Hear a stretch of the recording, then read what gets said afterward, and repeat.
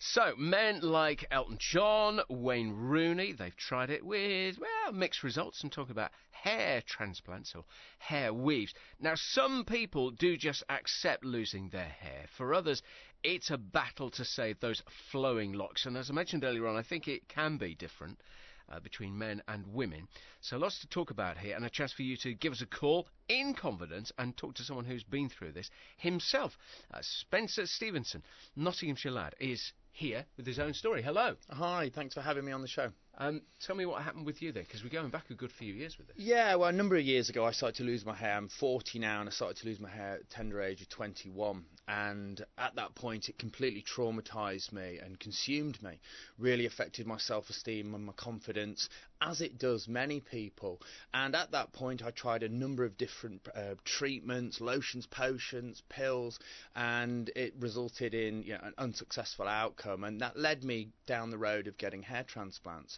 Lo and behold, I went down the road of hair transplants, but unfortunately this was 20 years ago. When I started out, I had poor procedures, which then put me on a repair journey, and now I'm happy to say I've been repaired some years, and through that process I've learned a great deal and set up my own website, SpexHair.com, which helps educate and empower people with accurate information on hair loss treatments and hair transplant procedures. Right.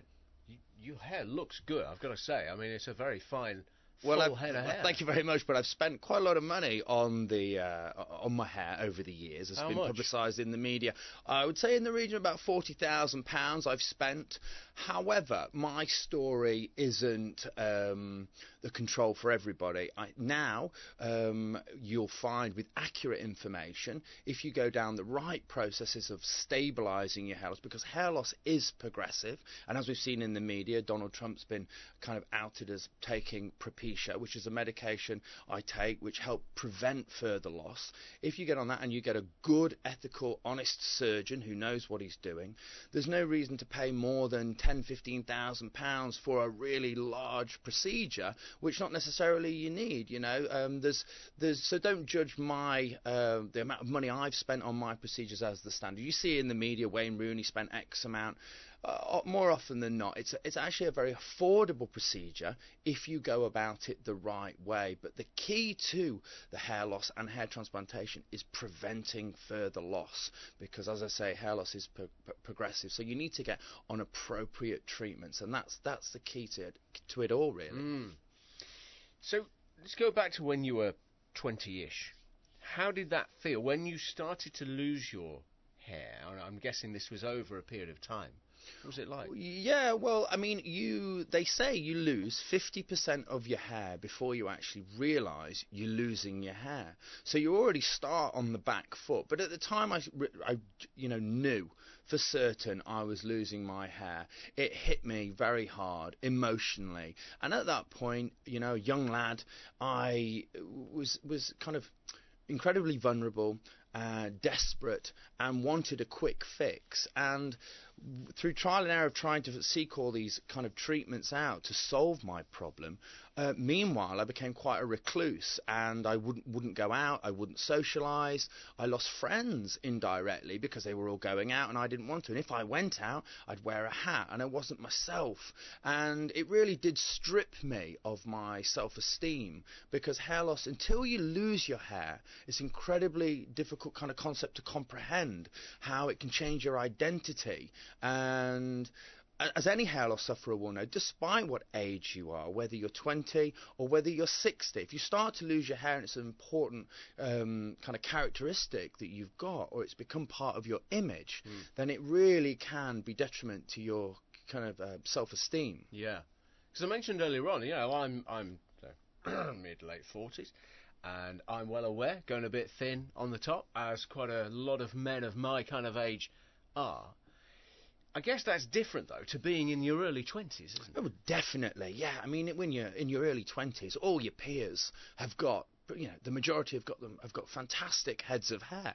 So you really do feel very isolated if you're one of the few, and it does happen. Male pattern baldness is a genetic lottery. Even if your father and your grandfathers on both sides have got full heads of hair, doesn't mean you're safe. You could start losing your hair. And when you are young, I feel, yes, it does affect you significantly. However, I deal with a range of inquiries from A-list celebrities through to Joe the plumber, and despite their age, it is a common feeling that they have of being stripped of that, like I say, that self-esteem and that confidence. It's a personal thing. I think at the end of the day, nobody wants or would choose to lose their hair.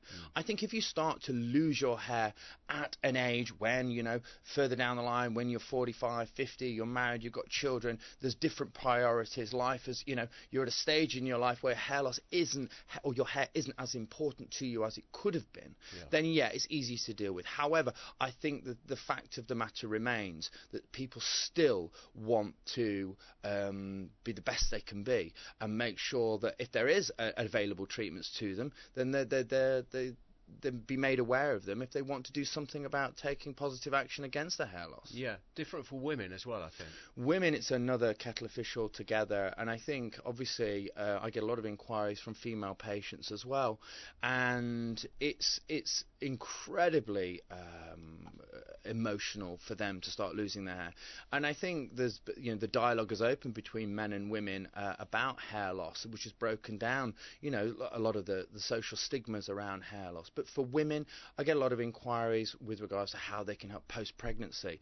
And one of the most kind of common inquiries is post-cancer treatment. It's not the treatment itself or how tired they are or what the treatment has done to them physically, but more their hair loss or how it's affected them and how they can boost their hair post-chemo. And there's certain things that women can do. Obviously, hair transplantation surgery is a last resort for men and women, but for women, there's various products. There's concealers. There's over-the-counter now. There's so many different kind of vitamins and products. But there is, really good products out there that they can take over the counter to help boost their growth cycles, to help boost the health of their hair and maintain their hair and get it regrowing again. They don't have to go down the medication route. So yeah, for women it is even more so traumatic, I would say, than it is for a man. Okay. Leave it there for now, Spencer. I know you're going to stick around for a bit. If you'd like to give us a call, I say us, give Spencer a call at 9343434. He's going to go next door, take some calls privately. We're not going to put any of these calls on the air. If you would like a little bit of a chat, maybe get some words of advice from someone who's been there and done that himself, as you heard, give us a call, 9343434. Maybe you've got your own story of hair loss and how you've managed to get around it in some way. We've been talking about hair loss as well. You heard from Spencer earlier on and his own experience of losing hair and what he did about it. Just want to read this text. We'll come on to some of the other calls we had. Very interesting stuff.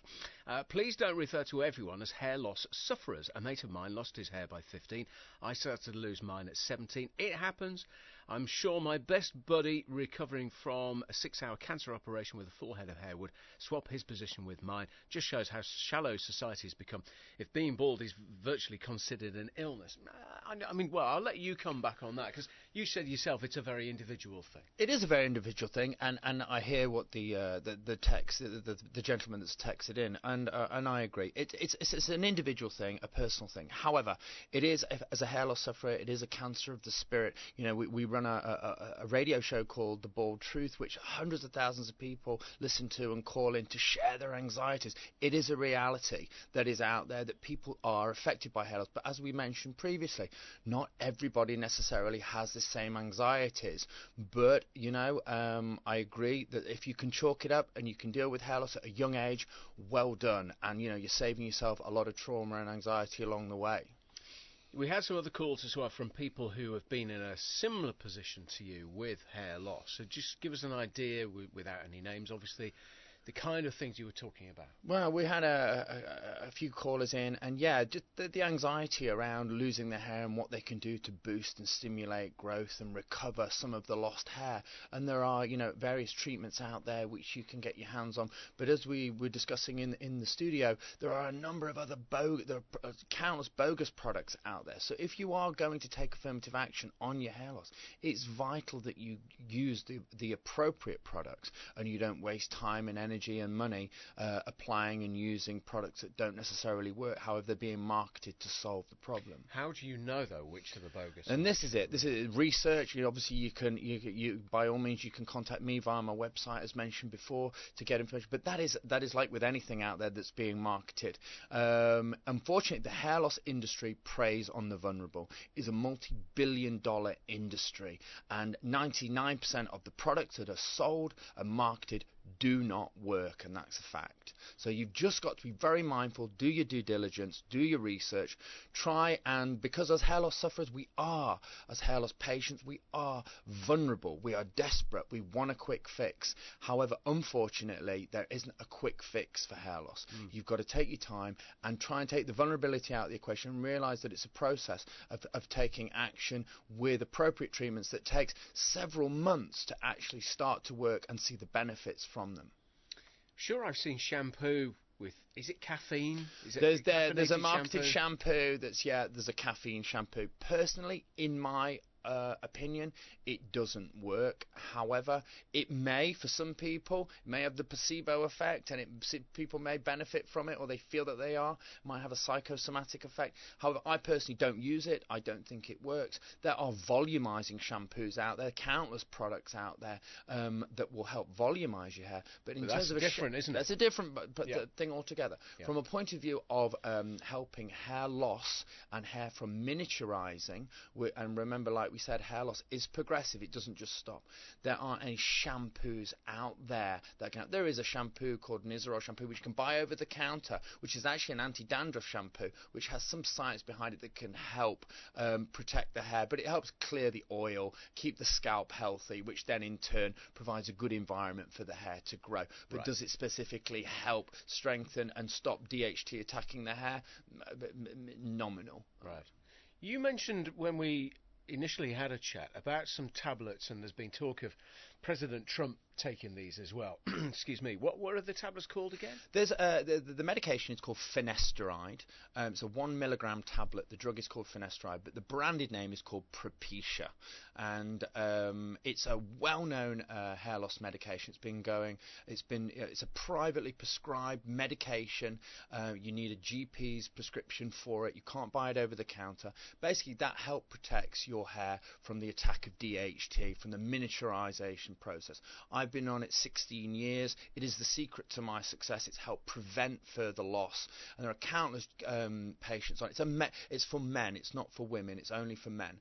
But yet, President Trump has been outed by his GP for taking the medication. Has been for some years. But there's constant speculation over President Trump and what has been going on with his hair. Yeah. Essentially, in my opinion, he had some form of hair restoration, a flat procedure, some form of hair transplantation, so to speak, back in the mid-80s, and he has prevented further hair loss via taking Finasterdie, or so be it, as the GP has remarked. But his own GP takes it as well. There's been a lot of speculation in the media with regards to the medication. Me personally, never had any side effects from the medication, but people can get side effects. It's a prescription medication, like people can get side effects from taking any medication. It depends on if you're susceptible to it, sensitive to the medication.